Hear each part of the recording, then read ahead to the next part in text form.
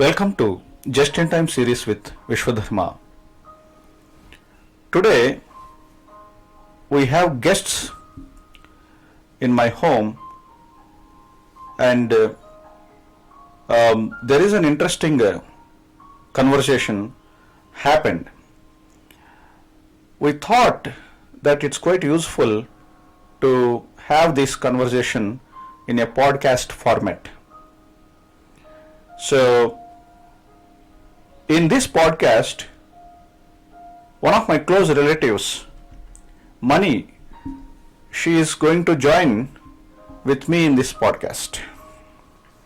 So I welcome her.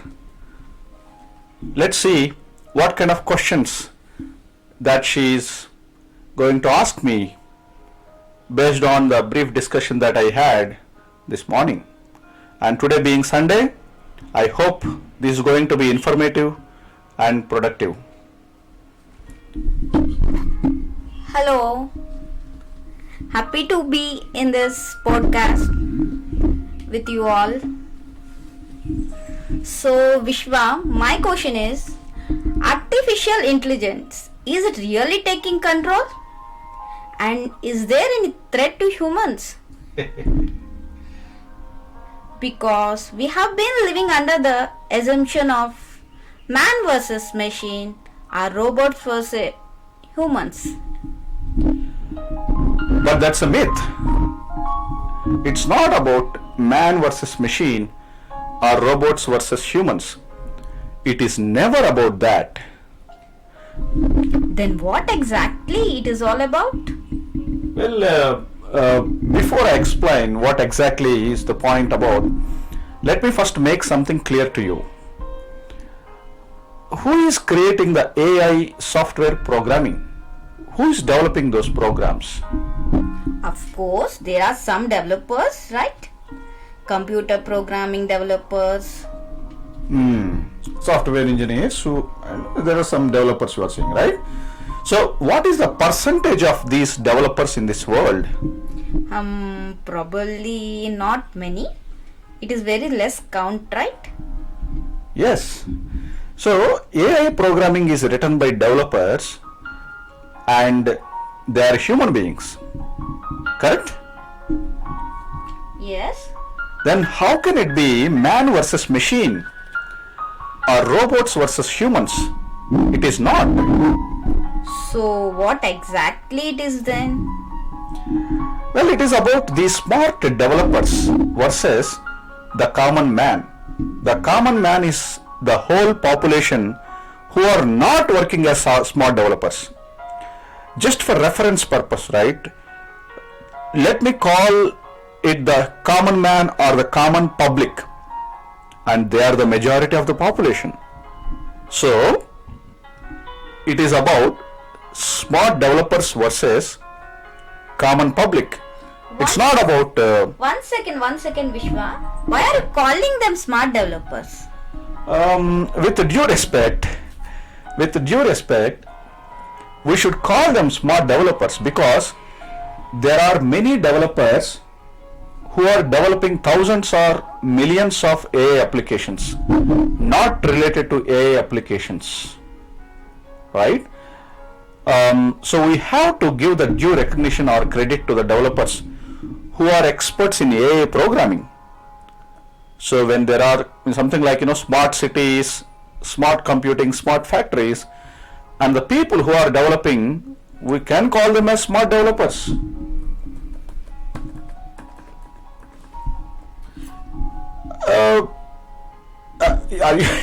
Looks like you are not convinced yet. Let me elaborate it further. Imagine a 10-year-old boy or girl is able to use or interact with smart mobiles, and they are able to browse the internet, social media, chat, messengers, right? But you know what? These children's parents, and especially the grandparents, they feel so proud when their grandchildren use this gadget so efficiently, Yes, Vishwa. Even my child is also very smart and knows how to use all kinds of mobile apps. Of course, All types of mobile apps, they are, very easily able to grasp it. Correct. Some grandparents even boast in public. You know what? How they praise? See how brilliant my grandchild is. He knows how to use a smartphone efficiently, and he learns so fast. But I can't do it at this age. And they self-criticize themselves and elevate their grandchildren's talent on smartphone usage. But think about it once. In this kind of scenario, who is smart? Are the grandchildren or the phone? Think about it. In my view, it is not the children who became smart. It is the gadgets such as smartphone that has become so simple to the extent that even the small boy at the age of 10 years, even 5 years old babies, they also can effectively use the smartphone. It means that technology has become overly simplified. It has reduced its complexity in order to meet the functionality of a child's brain. It means the technology is able to turn even the kids into their customers. Wow, such a big market and wide scope of sales opportunities, right? Correct. Once upon a time, there used to be only one phone per house, but now one phone per person. Not even one phone. Some people are using even two phones. In earlier days, the wish list or the kind of ambitions or dream of a common man used to be like this: a good job, a nice car, then buying a big house, or at least a decent, good house. That's how the usual wish list, right? But nowadays, one more dream is added to their wish list. You know what it is? Can you guess? Mobile. Correct. Buying a mobile also has become a big dream for many families. So, are we progressing or regressing? Yes, Vishwa. Another surprising thing is that mobile has become a status symbol as well. Oh, that's a different topic altogether, right? It has become like a status symbol. If you are, what model you are using, right? What color, even the what is that they call it as a case, mobile case, right? What kind of model, color, everything. Anyway, so see, it's something like this, right? When somebody invents something and then it becomes a product, and when it gets released, then after a certain point in time, it becomes a status symbol.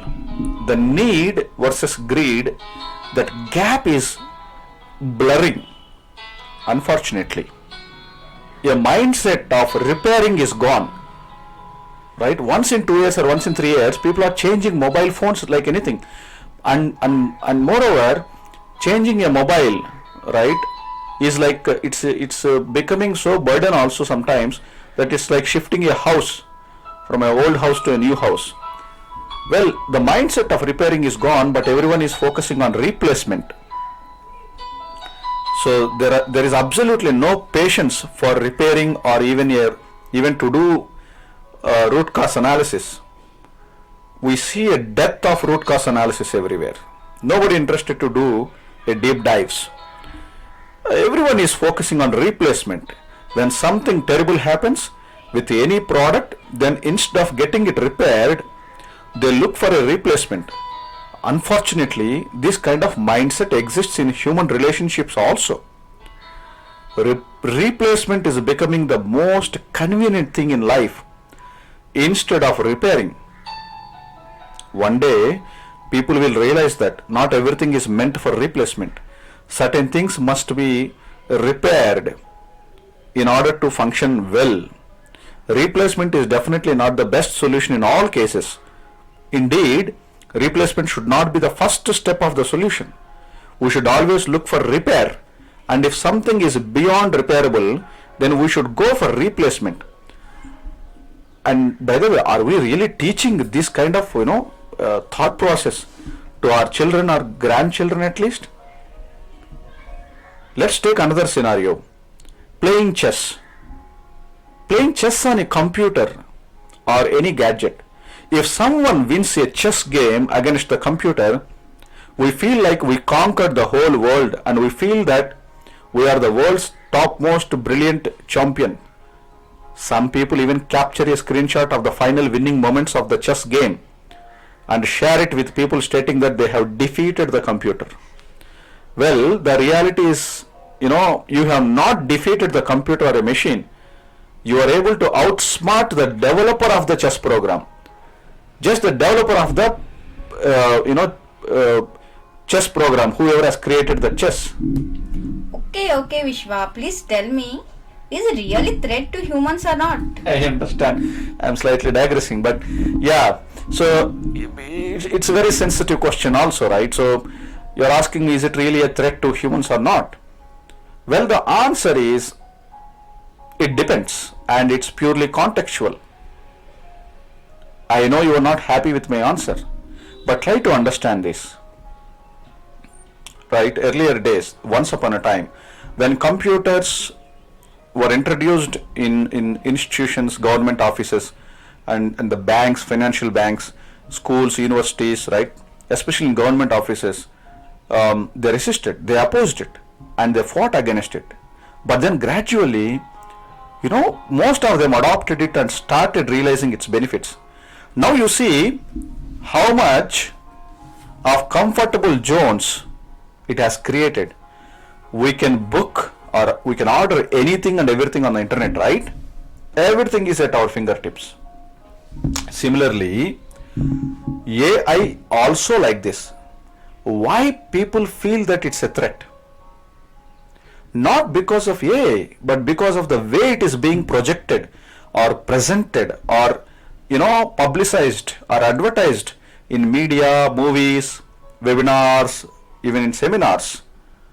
It's just that they wanted to take advantage of the situation and they project that way.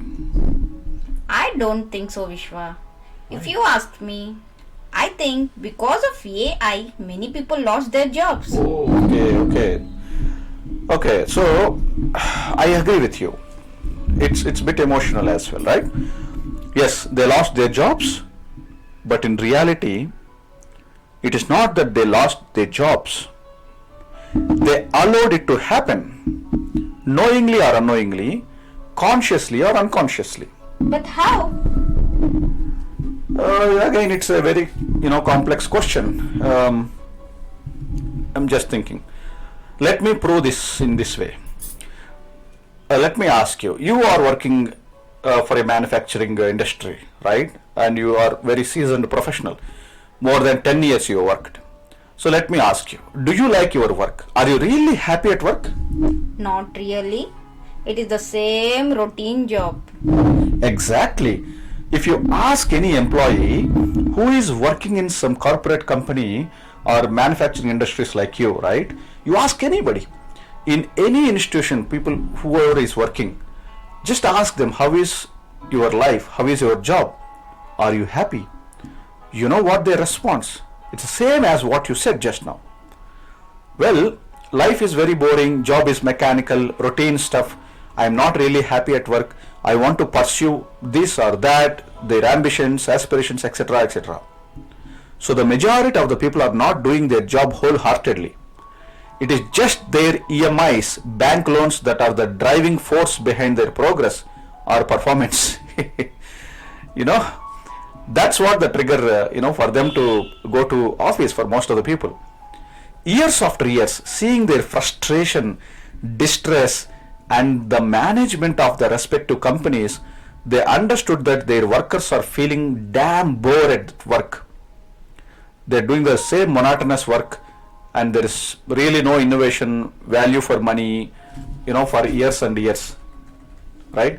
Even when they get opportunities in other projects or roles or companies, if they move to other, shift their career also, it's the same story everywhere.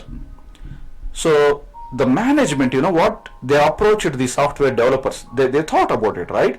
So how to run the business and how to, make sure that they get a topmost, good productivity. So they approached the software developers on how to increase productivity And if the employee is feeling boredom, and if they stop working or leave the job, then it will lead to a crisis situation in business, right?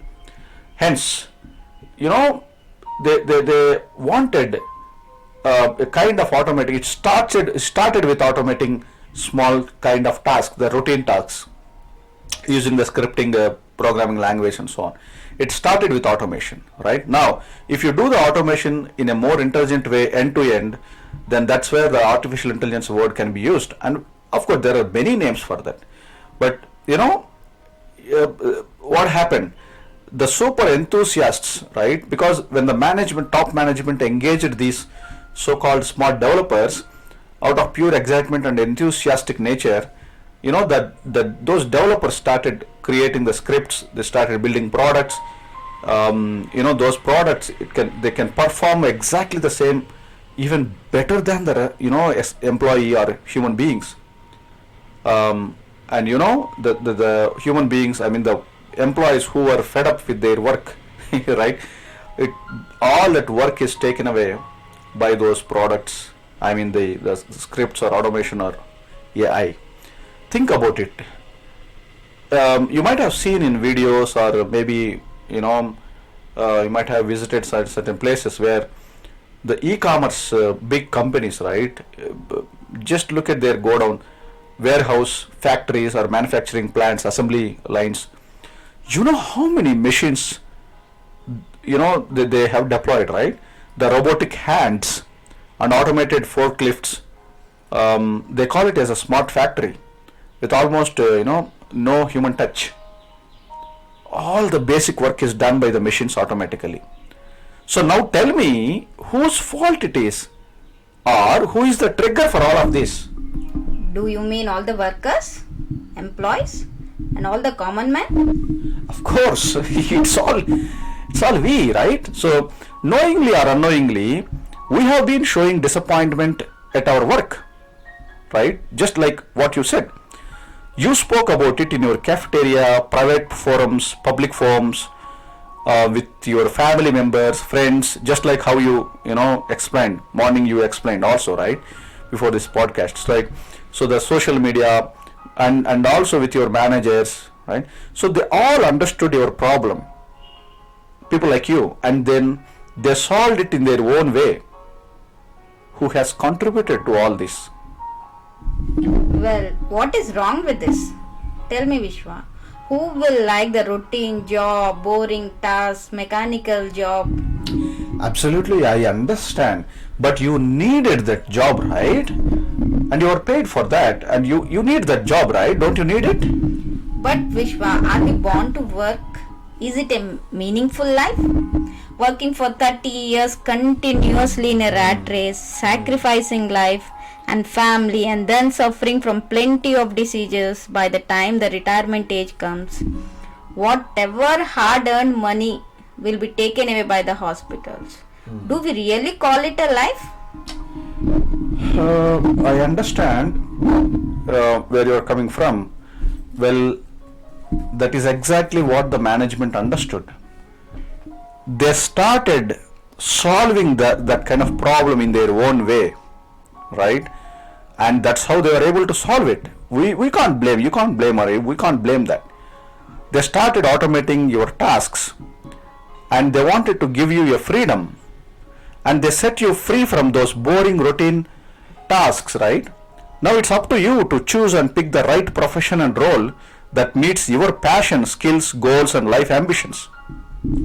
What is stopping you to pick something that you are passionate? That's what, right? What is stopping you to pick something? If you think in that way, or if you're asking that question by yourself, right? Then that I think something that you need to figure it out, what you are passionate about. Come on, Vishwa, what are you saying? I fully agree with you. I did not like my job. I did not really care about my work. It was so boring. It doesn't mean that the machine can take away my job, right? I understand. Well, what else you can do?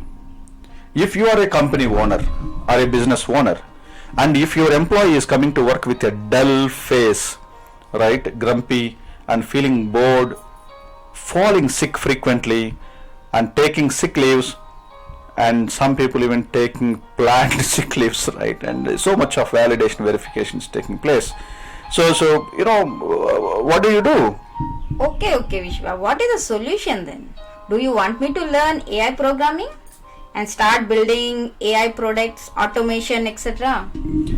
Well, that's a routine answer and a routine solution that most of the people that they give, right? Upskill, cross skill, and all. But of course, we don't have any other solution. But let me tell you this way, right? See, if you want to remove the suffering of other people, whoever is suffering like the way you suffered, then yes, you can. Oh, no, that is not I mean. I don't want to take out anybody's job so ruthlessly like a machine. So tell me, what is the solution if you ask me, right? Again, it's very simple, very simple. People may not really show interest because it's very simple, but it's up to you. You want me to tell? Hey, please tell me what is the solution?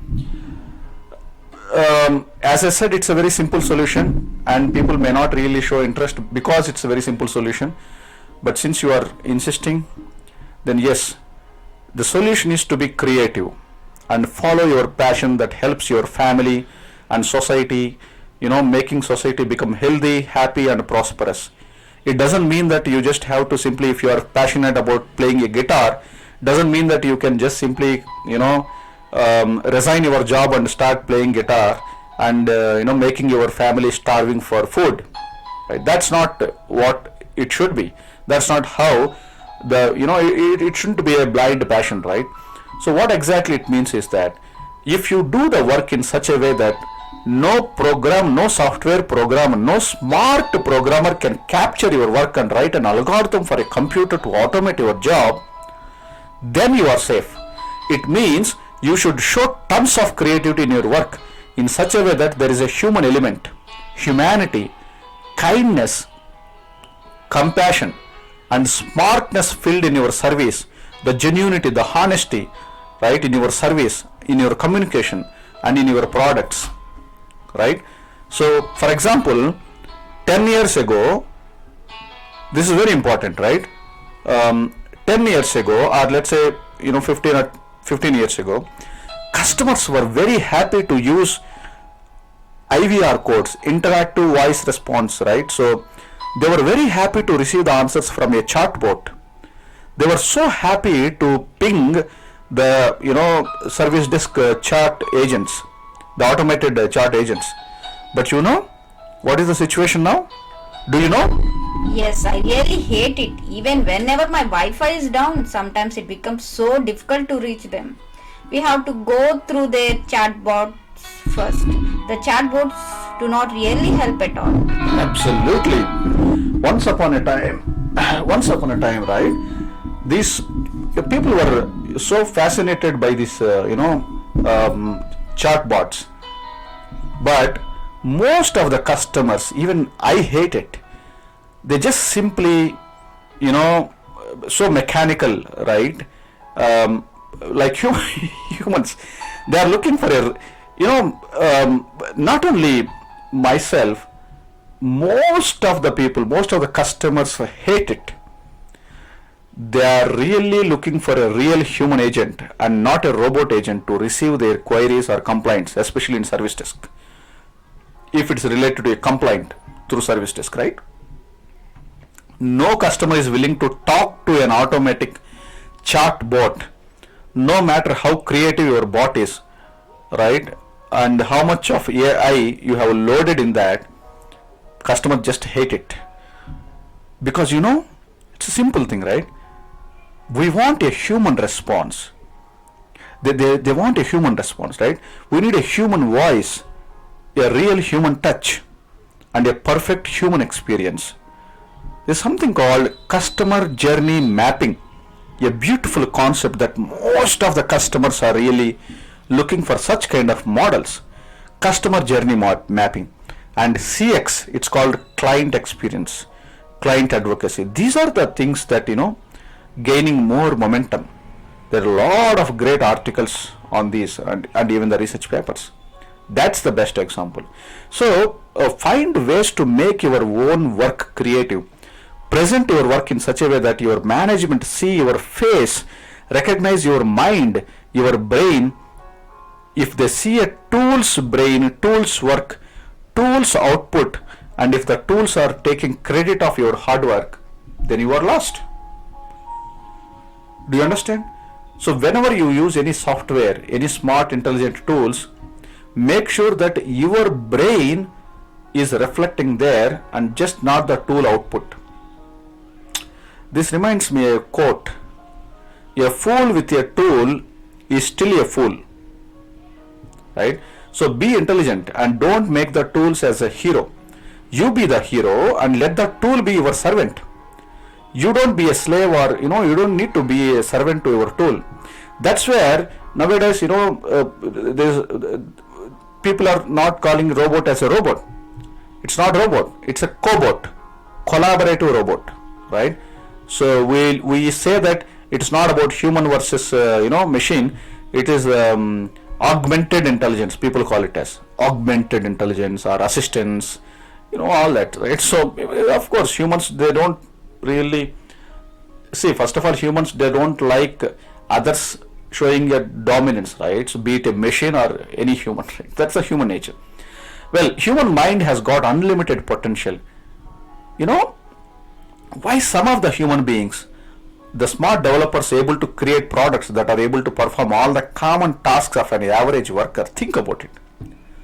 There are a lot of people who is demonstrating their day-to-day profession in a more creative way. Have you seen a video of a traffic police controlling the traffic? He is doing his duty with a nice dance movements on a road. Have you seen that? Yes. Yeah, like this, there are plenty of examples. So never ever allow anything else to steal your job. Simple as that. Yesterday it was a computer, today it is AI, tomorrow something else will come. Right? It is with the good intentions, the developers, the companies, and they all try to create these products for simplification of human, complexities, the social complexities, and the benefits that it has enormous. You may feel, a side effect of it, but any change is, unless you don't adopt it, unless you are not flexible, right, then you will start hating it. So it's like a cannibalism, right? It continue to exist, and we have to smartly navigate, and we should not be a food for others, right? And so it essentially means that the skills, upskilling, cross-skilling, it is really important, right? And most importantly, increasing human intelligence quotient. So what I can say is, do not fall prey to media or TV channels, what they show, what they talk about, all these things, right? Just focus on what is your core domain and what skill set you have got, and how you can take control of computer programs or tools and apply your own intelligence and make use of your tool output as a just a assistant, right, a complementary. So there are solutions that can make your work more sellable and demanding at your workplace. Today's customers need human touch, there's no doubt about it. They need human excellence because they are also humans. They may like the robots only when we humans fail to respond, right? So it's up to you whether you want to make the robot as a hero or zero. See, robots cannot show full-fledged emotions, or it cannot be 100% humanist kind of elements, right? So the robots cannot become humans. It's so crazy that to say even this kind of statement, right? What a pity situation. Look at the entertainment industry. It's a perfect example of creativity, right? The superstars can act like a robot and everyone likes it. You watched it, right? But do you think people will really enjoy and like it if a robot acts like a hero in the same movie? We don't really feel enticed about it, right? Of course, the kids watch it. Robots are the kids, heroes. but definitely they can never replace our, movie actors. You know why? Their fans never allow that to happen, right? How many fans? So, show some creativity in your work. Be passionate and never ever show your disappointment until you find something passionate and find the right role and goal in your life. If you express your concerns about your job, then the company is ready to help you by taking out that work and giving it, to automation, and they're ready to give you freedom, because companies love their employee and they can't see their employees suffering from boring work, so they're ready to automate. Do you want such kind of freedom? You want? No. I know you are saying this sarcastically. Anyway, it's not sarcastic, but you understood the point, right? So, are you happy with this conversation? Yes. Anyway, thank you, Vishwa. My Sunday is very productive. Yeah, same here. Good. So let's join with the family members and see what they are doing. Right. So I hope the listeners enjoyed this. I wish you all the very best. Thank you.